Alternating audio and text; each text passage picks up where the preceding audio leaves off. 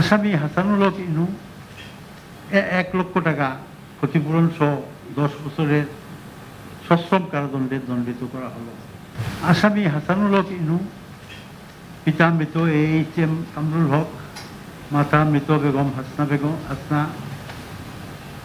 হেনাকে তার বিরুদ্ধে গঠিত 3 নম্বর চার্জে সাক্ষী রাইসুল হক সহ অন্যান্য ভিকটিমদের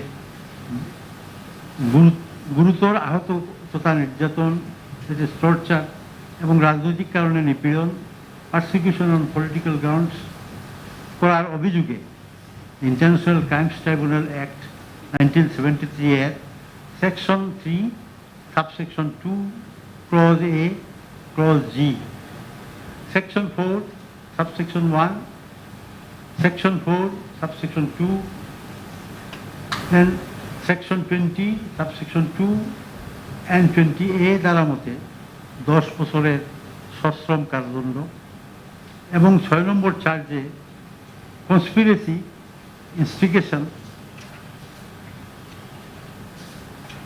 এবং কমপ্লিসিটি, এটি দুষ্কর্মে সংযোগ ইন ক্রাইমস এগেনস্ট হিউম্যানিটি এর দায়ে ইন্টারন্যাশনাল ক্রাইমস ট্রাইব্যুনাল অ্যাক্ট 1973 এর section 3 subsection 2 clause A and clause G,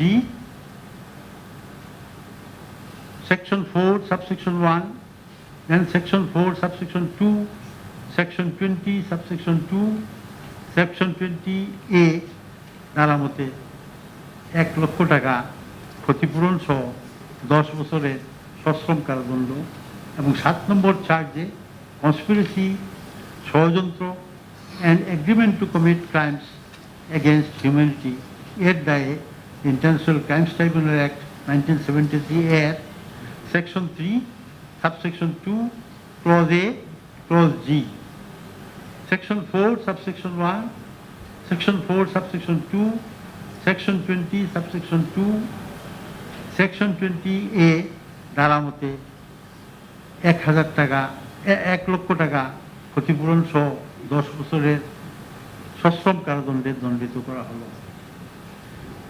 আসামিকে তার বিরুদ্ধে গঠিত 1, 2, 4, 5 নম্বর চার্জ এবং 8 নম্বর চার্জের সকল কাউন্ট হইতে খালাস প্রদান করা হয়েছে।